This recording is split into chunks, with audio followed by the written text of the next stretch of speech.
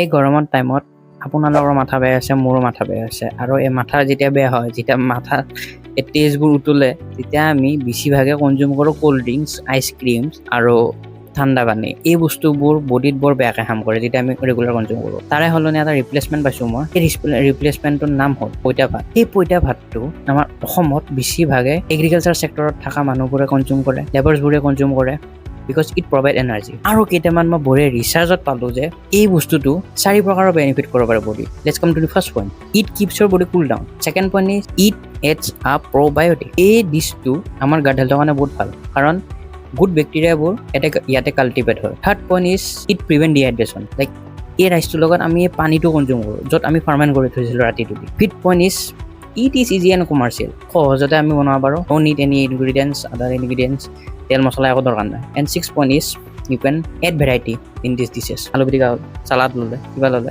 মজা লাগে খাই, তেলেদি খালে বঢ়িয়া লাগে। That's it. আমাৰ অসমত কিছুমান এনেকুৱা ডিছ আছে, আমি এই ট্ৰেডিশ্যনবোৰ আস্তে আস্তে পাহৰি যাই আছোঁ। বহুতখিনি বেনিফিট কৰে। এইবোৰ বস্তু কনজিউম কৰা ষ্টাৰ্ট কৰক। এণ্ড ইউ আৰ ৱাচিং মি টুডে দিছ।